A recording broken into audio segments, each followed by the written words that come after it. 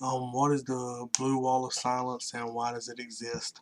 I wasn't too sure on this one, so I had to actually look it up. But from what I've seen, it is somewhat of an oath between the police officers where if something crooked goes down or if an officer does something that they shouldn't have done, then the other officers don't tell on them.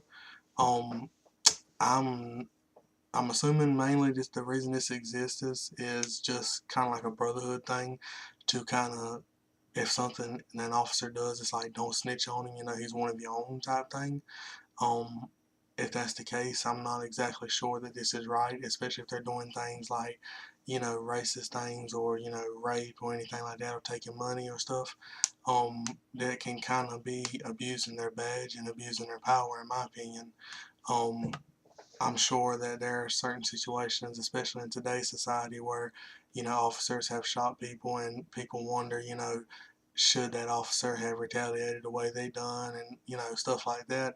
So I can kind of understand why the officers have this, but at the same time, if they're covering up information of something that another officer has done, then you can never get the bad officers off the streets. I mean, it's just like with anything, you always have one or two bad people, no matter where you go.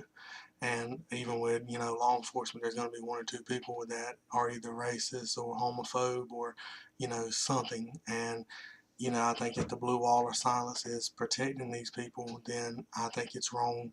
And, some way or another, it probably needs to be shut down if it could be. The main reason from what I read pretty much that it exists is to just look out for your fellow officers when something has been, reported on them or something negative has been said about them. I don't think it's right, but I guess if you're in a situation like that and, you're supposed to be looking out for your brother, I guess that's the main focus of the blue wall of silence.